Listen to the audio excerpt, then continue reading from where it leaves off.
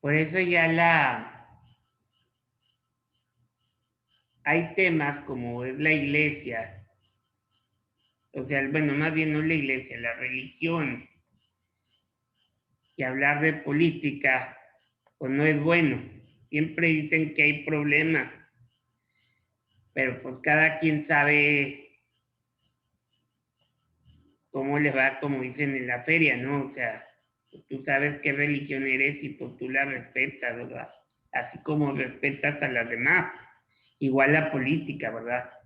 Habrá gente que esté de acuerdo con el tipo de gobierno que se está llevando ahorita a los de otros años y pues se respeta a la gente.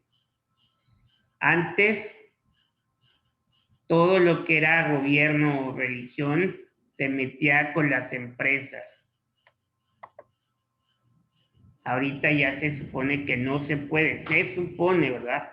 Pero pues todavía el gobierno anda metido con, o sea, la política más bien está metida con algunas iglesias. Entonces se hace un problema, pues algo desleal.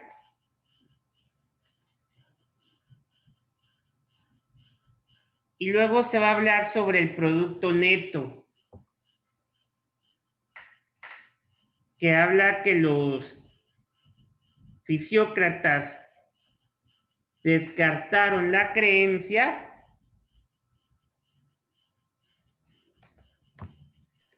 mercantilista de que la riqueza y su aumento se deberían al comercio, sino por el contrario, trasladaron al campo de la producción el poder de crear riqueza y el excedente disponible para ser acumulado. A ese excedente de riqueza material de bienes útiles la llamaron producto neto. O sea, los fisiócratas se limitaron a demostrar el excedente en la agricultura, considerando que el verdadero agente productor no es el hombre, sino la naturaleza, es decir, la tierra. Y luego sale que más tarde Adam Smith y David Ricardo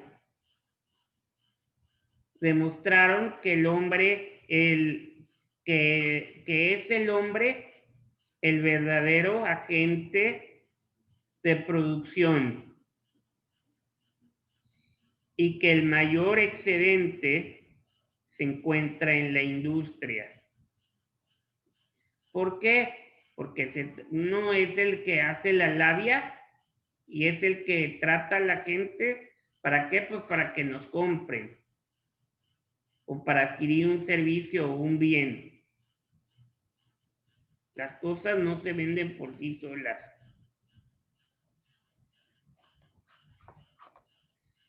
Para los fisiócratas, la industria no crea valores, solo los transforma. Originalmente los fisiócratas afirmaban que la industria no creaba valores, solo los transformaba. Por lo tanto, ninguna reglamentación de ese proceso de transformación podía agregar nada a la riqueza de la comunidad. También se dice que los impuestos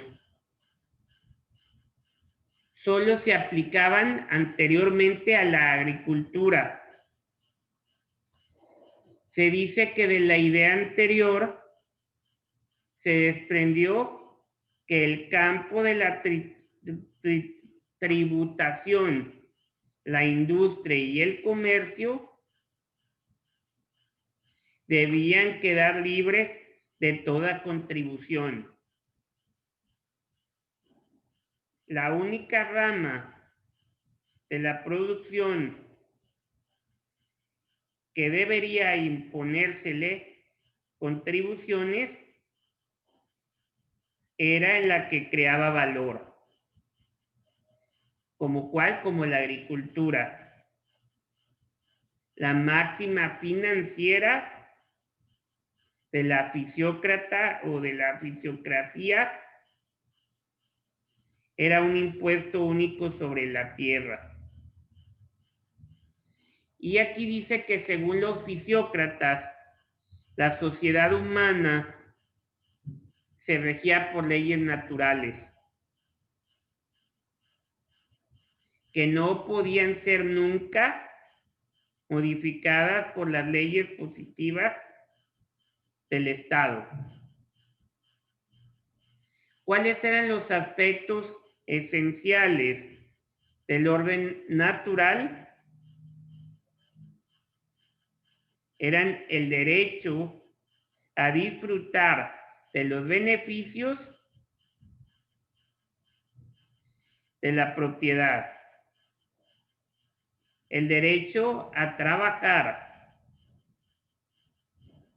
y el derecho a la libertad compatible con la libertad de los demás, a perseguir cuál es su interés personal. Y luego habla Francisco Quesnay, que es el padre de la fisiocracia. Francisco Quesnay fue el fundador de la escuela de la fisiocracia, y sostuvo dos teorías fundamentales en esta doctrina. Una teoría de la agricultura y la otra del orden natural y de la libertad. Él rechazó que la creencia mercantilista de que los metales preciosos eran los que constituían la riqueza. Tampoco aceptó la riqueza en la producción de obras de la industria. Y al respecto, Quesnay opinaba el valor de estas obras, o sea, la industria, no aumentaba más que con el precio de las subsistencias que los obreros consumen.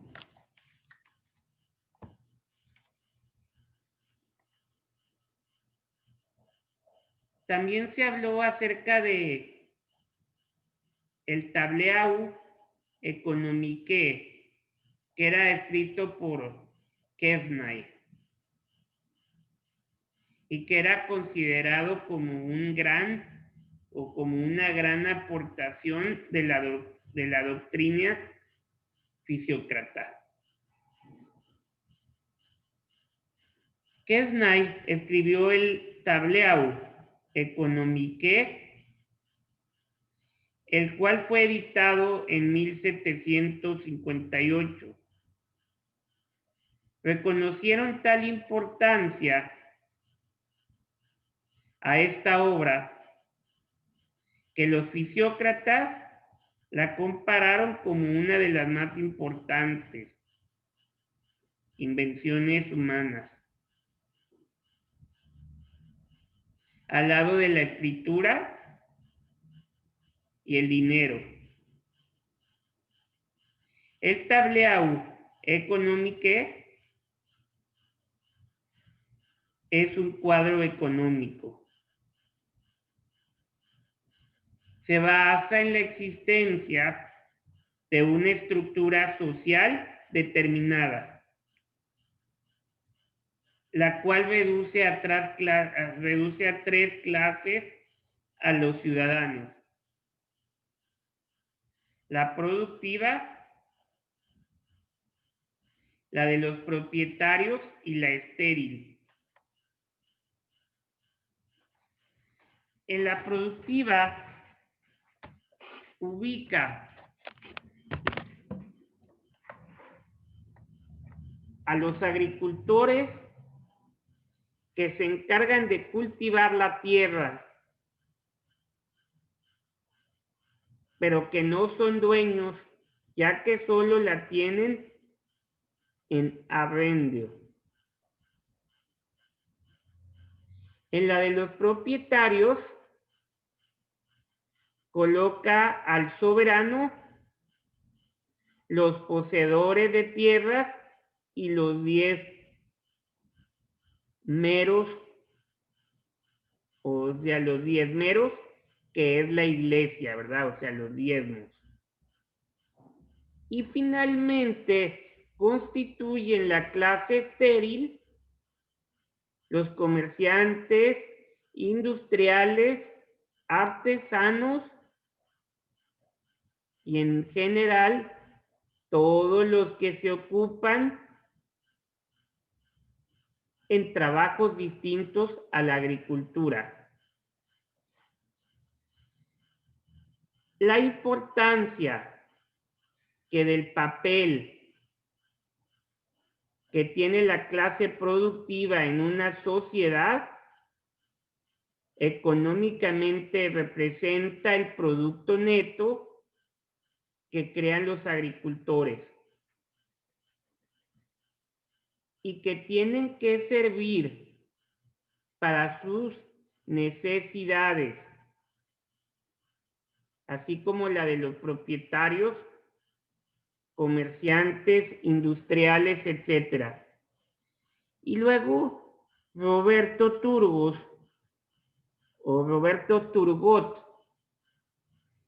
era un filósofo y economista francés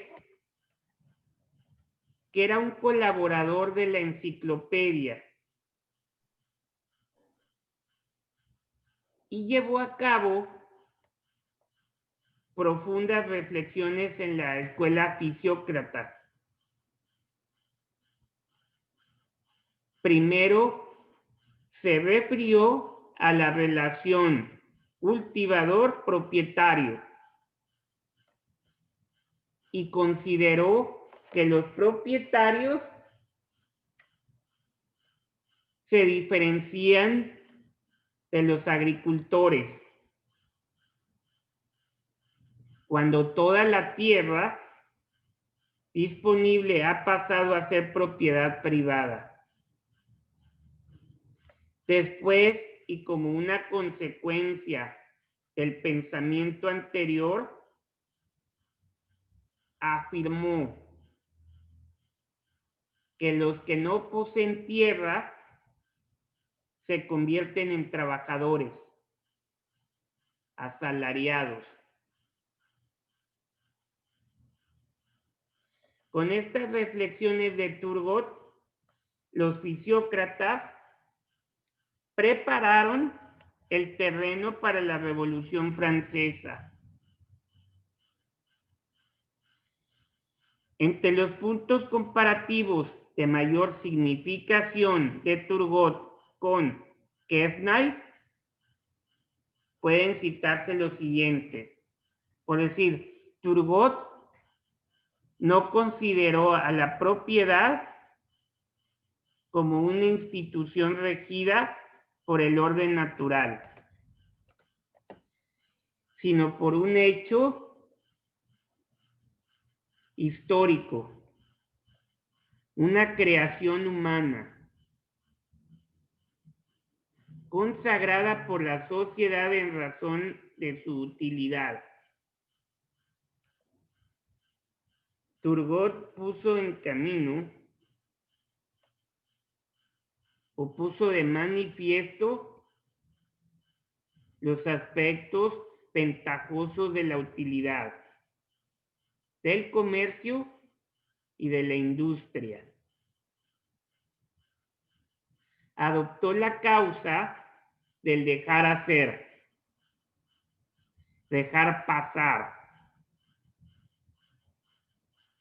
aunque a veces se contradice acerca de la esterilidad del comercio y de la industria.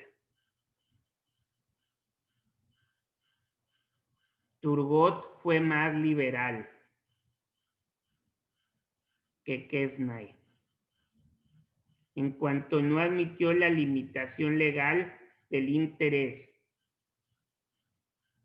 Y Turgot fue el más duro de los fisiócratas, y su mayor aportación fue hacer revolucionar la fisiocracia hacia el liberalismo,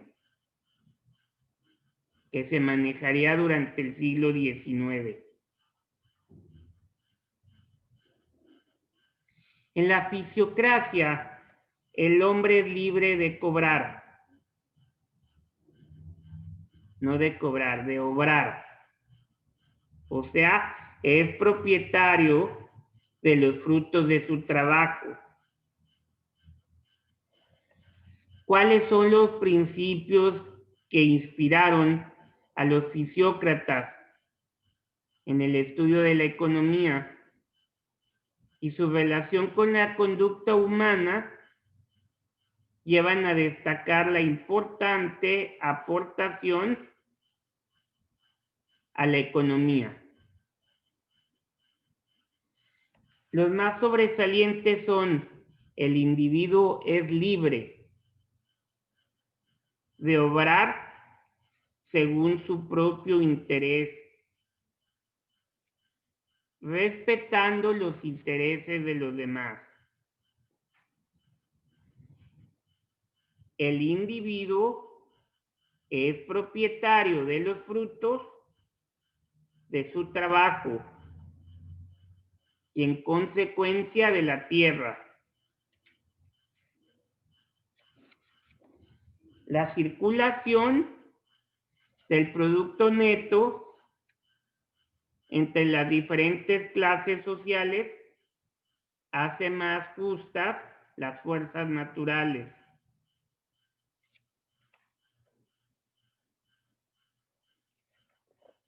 ¿Cuál es el circuito económico? ¿O qué, a qué se refiere? A que hay que fluir y renovación de los bienes. Que otra aportación de gran importancia de los fisiócratas está representada en el circuito económico, o sea, influir, que diga, fluir de los bienes y se continúa, y su continua renovación. La fisiocracia fue una doctrina de transición que exaltó la agricultura, pero también justificó el despotismo o el despotismo político. La fisiocracia positivamente se orientó el porvenir con ansia de libertad económica, que era el sueño del bienestar económico de los hombres. Ese es el sueño.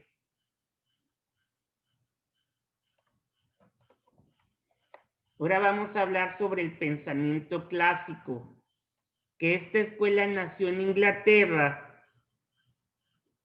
por haber sido el país que promovió con la obra de Cantillón la nueva dirección económica llamada naturalismo, integrada al orden natural, que dio fin al viejo sistema del mercantilismo y que tuvo una dirección empírico-naturalista.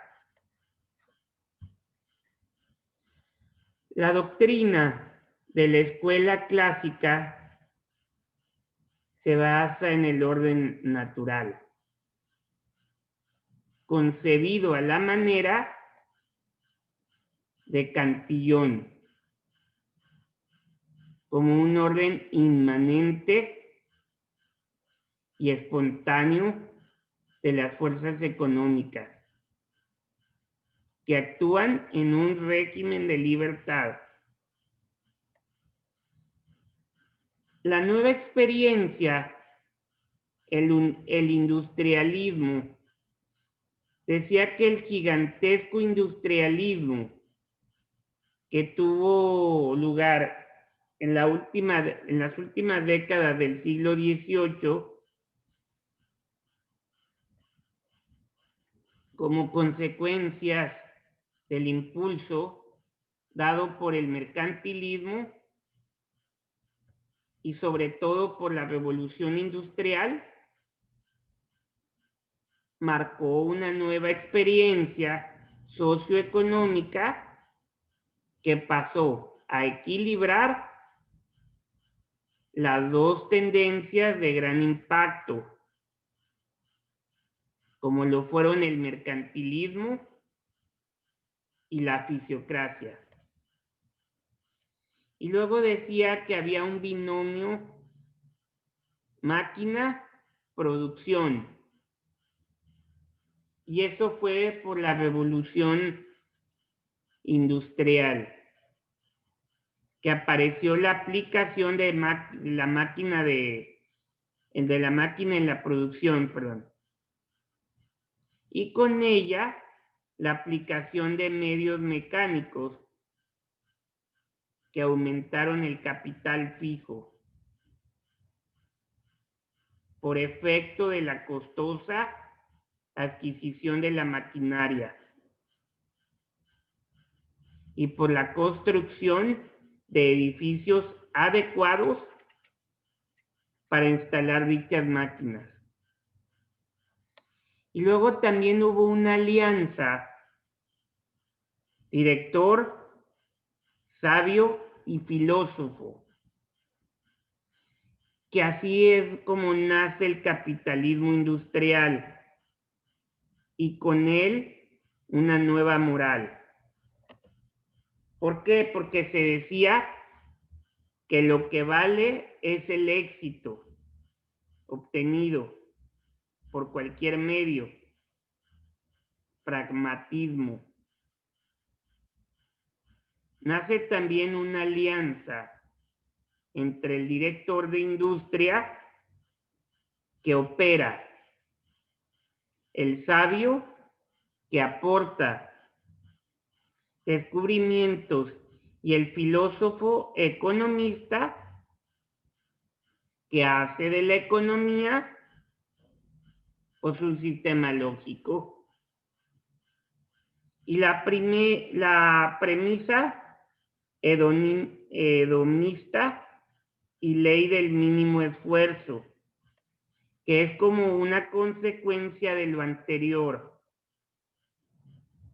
O sea, la escuela clásica considera que el hombre es impulsado y regulado en la actividad económica por el egoísmo, que actúa tanto como un estímulo para lograr el propio interés, o sea, la premisa hedonista, como estímulo para lograr ese interés con el menor sacrificio posible, o sea, la ley del mínimo esfuerzo. El egoísmo llega a ser,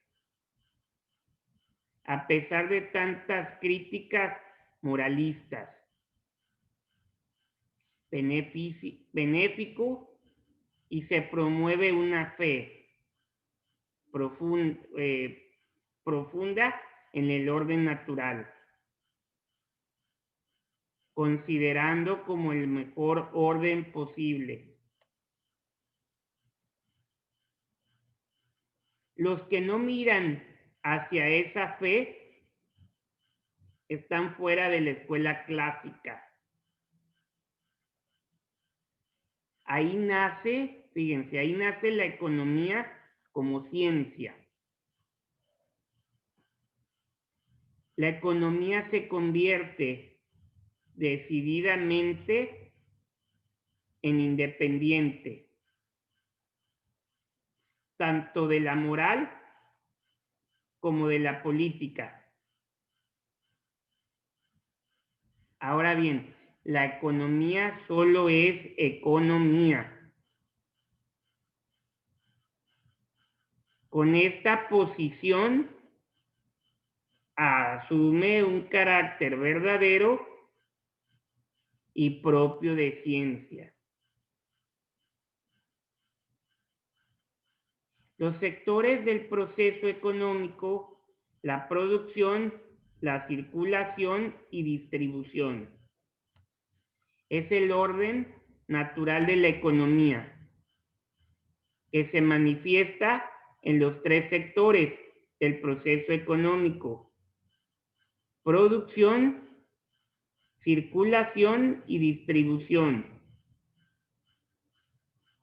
Y aunque para otros autores dicho proceso se completa con el sector consumo. En el campo de la producción, los clásicos afirman que producir es otorgar a una cosa su valor, confiriendo o aumentando la utilidad de la cosa misma. Por lo tanto, consideran que la producción es creación de utilidad. Adam Smith fue el padre de la economía y es autor del libro La riqueza de las naciones.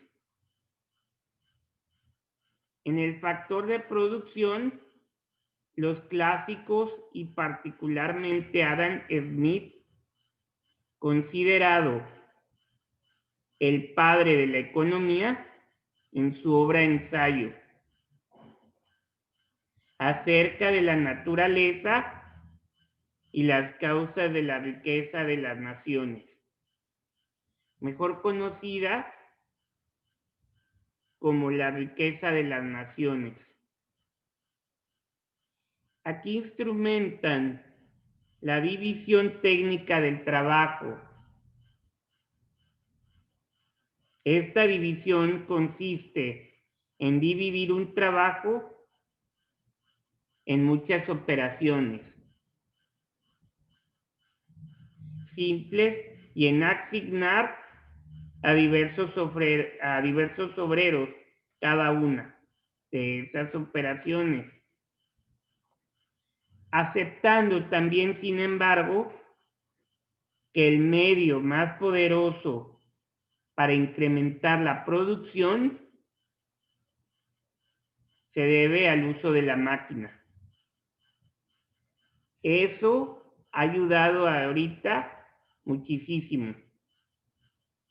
Gracias a las máquinas se hacen más rápido las cosas. Y a la tecnología, ¿verdad? Porque también la tecnología va avanzando.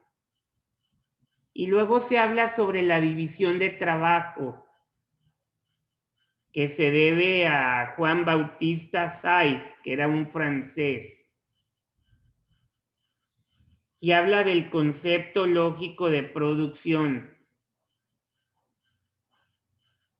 pero también la teoría de los factores de la producción, que distingue en tres: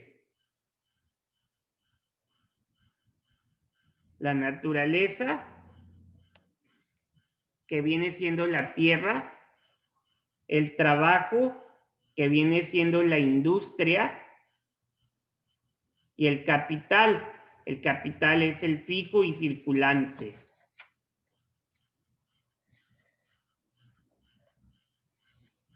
Y luego nos habla sobre otro de los grandes pensadores de esta corriente, que fue David Ricardo, quien aportó, entre muchas ideas importantes, el uso del método más acorde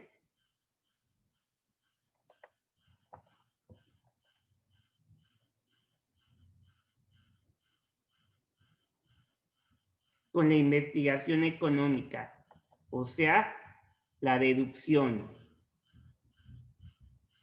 El segundo sector del proceso económico, la circulación, lo describen como el conjunto de operaciones realizadas entre los productores y los consumidores, o sea, la cual es protagonizada por el comerciante. Considerando al comerciante como el protagonista de la venta o circulación de los productos, el empresario es quien se encarga de la distribución de los beneficios obtenidos de la venta de los productos. ¿Cuáles fueron los factores de la producción? Pues viene siendo la tierra, el capital y el trabajo. Y también se habla sobre un aspecto que es la utilidad. También debido a que el proceso de producción concurren los factores de tierra, capital y trabajo, a los propietarios de estos factores, el empresario da una remuneración reactiva, llamada respectivamente renta, interés y salario. Lo que sobra de esa distribución es la utilidad. O sea, que pertenece al empresario y que retiene a título o dirección de la empresa. Los elementos conformadores del proceso económico se convierten en la parte central de la economía moderna para constituir el aspecto humano de esta ciencia. Luego se ve sobre renta, interés y salario. La doctrina clásica estableció el sistema económico llamado liberalismo económico, acompañado de un sentido político. Y el liberalismo se ha convertido en una orientación del pensamiento y de la vida de la sociedad moderna. La máxima productividad es la mínima onerosidad. Y se ha considerado que el desarrollo técnico provocó la aparición de la teoría de la racionalización, de la producción, tendiente a realizar el principio de la máxima productividad. con la mínima onerosidad. Costoso.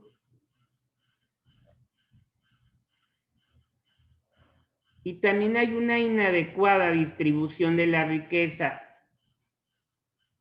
que cabe plantearse por último la pregunta: ¿permite el bienestar económico global creado en el mundo moderno la participación adecuada de todos los hombres? Puede afirmarse que la doctrina clásica ha sido positiva y eficaz en la producción, pero no puede decirse lo mismo en cuanto al fenómeno de la distribución de la riqueza, ya que con frecuencia la escuela clásica representa los intereses de una sola clase, la industrial. ¿Hay algunas dudas hasta aquí, jóvenes? No, profe. Bueno, entonces esta semana no va a haber tarea. O sea, ahorita vamos nada más con la tarea del capítulo anterior y los veo el próximo sábado. ¿Sale? Que tengan un excelente fin de semana. Gracias, igualmente, maestro. Cuídense. Igual. Bye.